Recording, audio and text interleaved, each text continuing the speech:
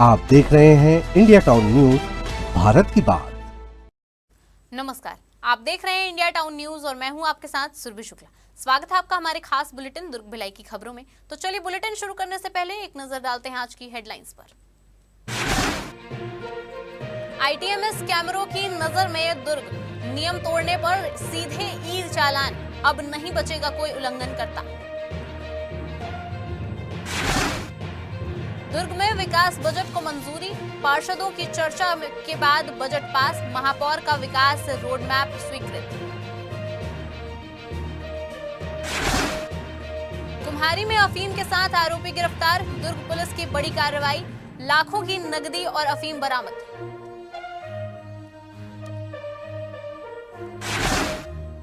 No entry नियम असरदार, 2026 में नहीं हुआ कोई हादसा, शहर में सुरक्षित यातायात, पुलिस की सख्ती रंग लाई। छत्तीसगढ़ के दुर्ग जिले में अवैध मादक पदार्थों के खिलाफ पुलिस की कार्रवाई लगातार जारी है। इसी कड़ी में कुम्हारी थाना क्षेत्र में पुलिस ने बड़ी कार्रवाई करते हुए अफीम की अवैध बिक्री करने वाले आरोपी को गिरफ्तार किया है। आरोपी के पास से अफीम के साथ लाखों रुपए की नकदी भी बरामद की गई है।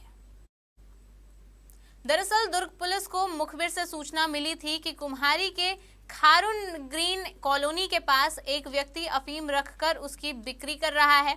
सूचना मिलते ही पुलिस टीम ने मौके पर पहुंचकर घेराबंदी की और संदेही को पकड़ लिया। तलाशी के दौरान आरोपी के कब्जे से अवैध अफीम बरामद हुई, जिसकी कीमत लगभग 2 लाख रुपए आंकी गई है। इसके अलावा आरोपी के पास से 14,46,000 रुपए नगद और 2 मोबाइल फोन भी जब्त किए गए हैं। पुलिस ने आरोपी की पहचान गुरमेल सिंह निवासी कुम्हारी के रूप में की है। मामले में आरोपी के खिलाफ एनडीपीएस एक्ट के तहत अपराध दर्ज कर उसे विधिवत गिरफ्तार कर लिया गया है। दुर्ग नगर निगम की बजट सामान्य सभा की बैठक मोतीलाल वोरा सभागार में आयोजित की गई। बैठक की अध्यक्षता सभापति श्याम शर्मा ने की, जिसमें शहर के विकास से जुड़े अहम मुद्दों पर विस्तार से चर्चा हुई। बैठक में प्रश्नकाल के दौरान पार्षदों ने शहर की मूलभूत समस्याओं को प्रमुखता से उठाया। इस पर निगम प्रशासन ने सकारात्मक कार्रवाई का आश्वासन दिया। इस अवसर पर महापौर अलका बाघमार ने वित्तीय वर्ष 2026-27 का बजट प्रस्तुत करते हुए इसे शहर के समग्र विकास का रोडमैप बताया है। उन्होंने कहा है कि यह बजट जनता की अपेक्षाओं और शहर की जरूरतों को ध्यान में रखकर तैयार किया गया है, जो विकास को नई गति देगा। उन्होंने सदन से बजट पारित करने की अपील भी की। साथ ही सुप्रीम कोर्ट के निर्देशों और राज्य शासन की गाइडलाइन के अनुसार प्रतिमाओं की स्थापना सहित अन्य कार्यों को नियमानुसार और पारदर्शिता के साथ पूरा करने पर विशेष जोर दिया। अंततः सभी प्रस्तावों पर विचार विमर्श के बाद बजट को बहुमत से पारित कर दिया गया, जिससे शहर के विकास कार्यों को नई दिशा और गति मिलने की उम्मीद है। जिला दुर्ग में यातायात व्यवस्था को सुरक्षित और सुचारू बनाने के लिए पुलिस लगातार सख्त कदम उठा रही है। आपको बता दें कि शहर के प्रमुख चौक चौराहों और एंट्री एग्जिट पॉइंट्स पर फिक्स चेकिंग पॉइंट बनाए गए हैं, जहां विशेष टीमें तैनात कर नियमित निगरानी और वाहन जांच की जा रही है।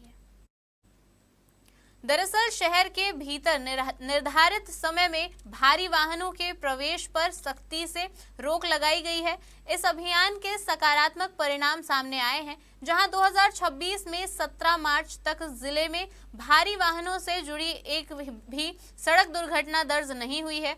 इसके साथ ही नो एंट्री नियमों का उल्लंघन करने वाले 38 भारी वाहनों के खिलाफ मोटर व्हीकल एक्ट के तहत चालानी कार्रवाई भी की गई है। यातायात पुलिस का कहना है कि यह अभियान आगे भी लगातार जारी रहेगा, ताकि आम जनता को सुरक्षित और व्यवस्थित यातायात मिल सके।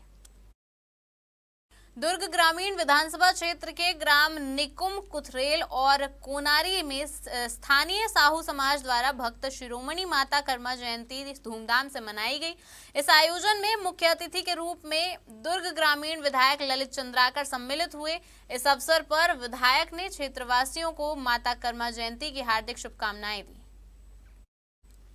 कर्मा जयंती के पावन अवसर पर कलश यात्रा के साथ नगर भ्रमण भी किया गया, जिसमें भक्त माता कर्मा और दानवीर भामाशाह के जयकारों से पूरा नगर गूंज उठा।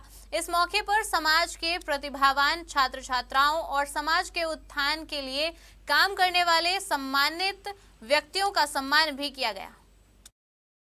नगर पालिका निगम भिलाई के मुख्यालय में महापौर परिषद की महत्वपूर्ण बैठक संपन्न हुई। महापौर नीरज पाल की अध्यक्षता एवं निगम आयुक्त राजीव कुमार पांडे की उपस्थिति में आयोजित इस बैठक में आगामी वित्तीय वर्ष 2026-27 के लिए शहर का विकास बजट तैयार किया गया।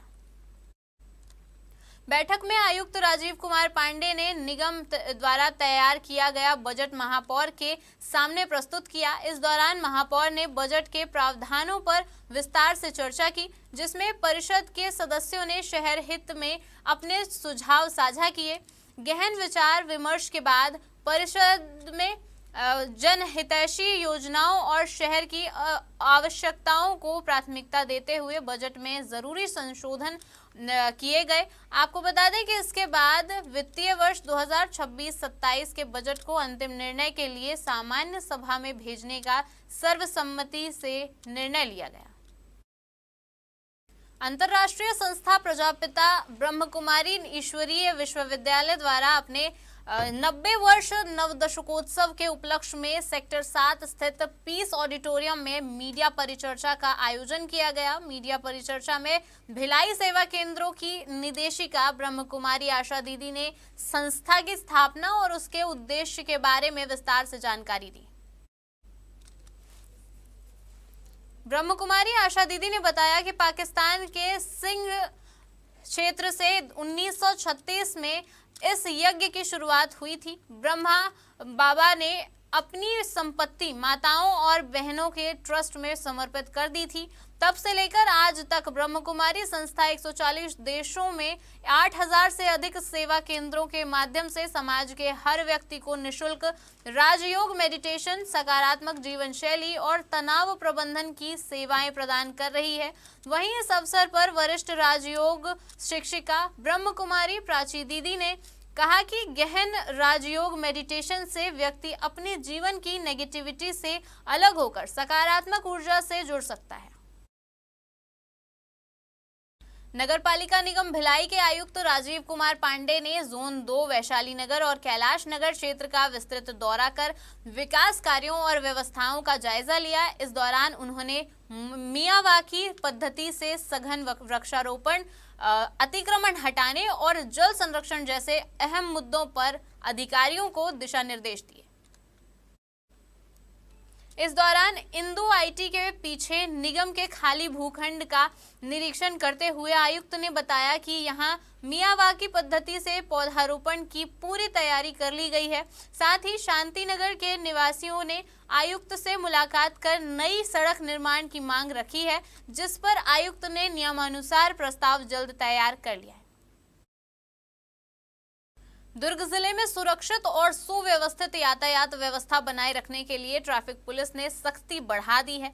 आपको बता दें कि इंटेलिजेंट ट्रैफिक मैनेजमेंट सिस्टम यानी ITMS के तहत शहर के प्रमुख चौक चौराहों और संवेदनशील मार्गों पर अत्याधुनिक कैमरों से 24 घंटे निगरानी की जा रही है। ITMS कैमरों के जरिए अब नियम तोड़ने वाले वाहन चालकों पर बिना रोके ही ई-चालान की कार्रवाई की जा रही है। यह चालान सीधे वाहन मालिक के मोबाइल और पते पर भेजा जा रहा है। खास बात यह है कि बिना हेलमेट वाहन चलाना, 3 सवारी बैठाना, गलत दिशा में वाहन चलाना और पुलिस से बचने के लिए रास्ता बदलकर भागने जैसे मामलों में भी कैमरों से सटीक पहचान कर कार्रवाई की जा रही है। ट्रैफिक पुलिस के मुताबिक वर्ष 2026 में अब तक 8,926 से ज्यादा ई-चालान जारी किए जा चुके हैं।